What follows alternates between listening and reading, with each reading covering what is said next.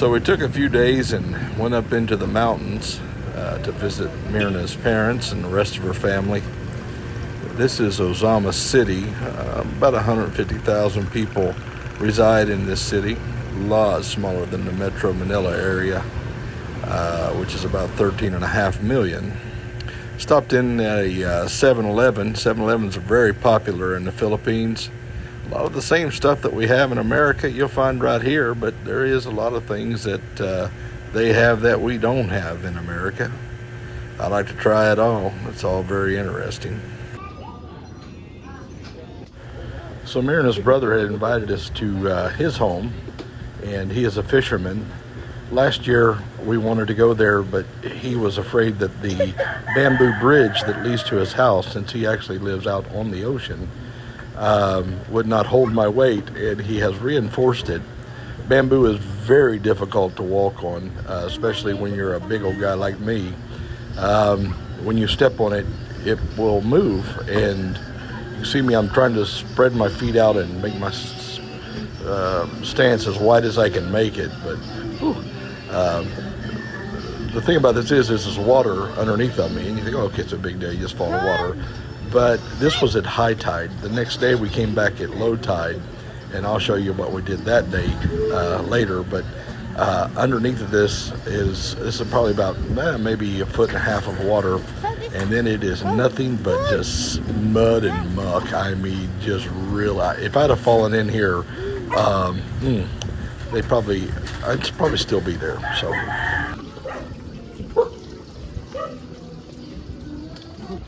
Once I successfully navigated the bridge, it led out into this. It was just absolutely breathtaking. These are some of the fishing boats of that community, and just so peaceful. I can imagine sleeping on the water like this every night. This is her brother's fishing boat. I asked him if he fished 7 days a week, and he laughed and said 14. So very hardworking people, very, very beautiful people, sweet spirits, always happy, always kind. And this is John Lynn. I'll tell you more about her later. I've posted before about the wet market in Metro Manila. This, of course, is a smaller community and a lot less busy. Very friendly folks. Lots of seafood options, of course.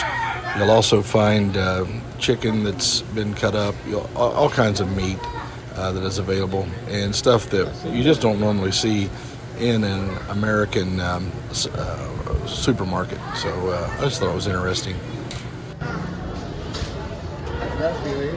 Stingray or skate, we call it. This is the normal method of unloading a truck in the Philippines. I've seen this on a number of occasions. Normal bag of rice is about 55 pounds, 25 kilos. These are bigger bags of rice than what is normally seen, though. I shot this video primarily for my mother. She's been a cake decorator for many years. Made a lot of wedding cakes, birthday cakes, anniversary cakes, and of all sorts. And I just wanted her to see the talent of the Filipino people. Beautiful, beautiful creations here. This is a small, privately ran bakery. All those bread items on the bottom are made fresh. Everything is fresh. Even the bread that comes from the markets are really good and fresh.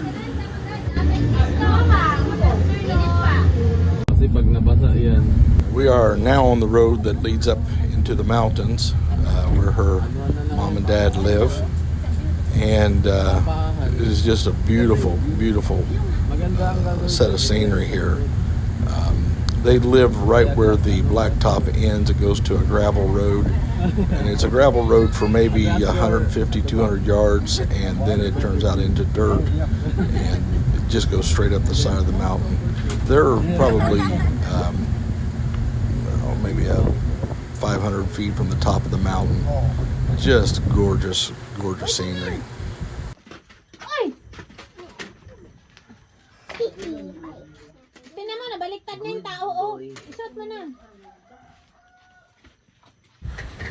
This little girl that I talked to you about a while ago, her name is John Lynn. And what a tragic backstory on this child. when she was just a few weeks old, her mother died, and quite suddenly and very unexpectedly. It so affected her father that he just disappeared, and her grandmother and grandfather, Myrna's parents, are now raising her. And last year, when I was there and we met, we developed such a special bond, so much so that she would call me Daddy, and still does to this day. And I've spoken with her a few times over the year through video conference. And what's really remarkable is this little girl last year spoke hardly any English. This year I could tell she's been in school and is starting to pick up some English, but the language barrier did not at all hinder the bond that we have made. And oh my, she just absolutely stole my heart. And Myrna told me that they would be out collecting fruit every day. The ladies would go into the mountain and collect wild fruit, and when Jean-Lynn would find some fruit, she would come back and say, "I'm taking this home to Daddy." And she's just so precious, so smart.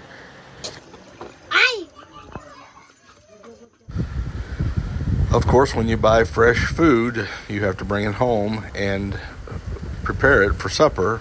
Myrna here is scraping and cleaning the fish to make for supper that night. And this is the only water source for the home. They do not have indoor plumbing whatsoever. And the water here flows off the mountain. It's 170 pesos a month for unlimited source. That figures into American money at this time about $3.09 a month for unlimited water. Up until last year, this was the only way that her mother had to actually cook any food. On an open hearth, they will start a fire with long sticks, and as they burn down, they will just push them further up underneath.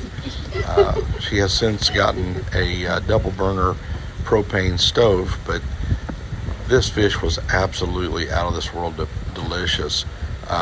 Here's some of the other fish that's been boiled with some vegetables and lots of wonderful spices. And thus came to an end our first day up in the province, in the mountains. I cannot tell you how wonderful it was. I have more video coming up. Just stay tuned and I'll get them to you as soon as I possibly can.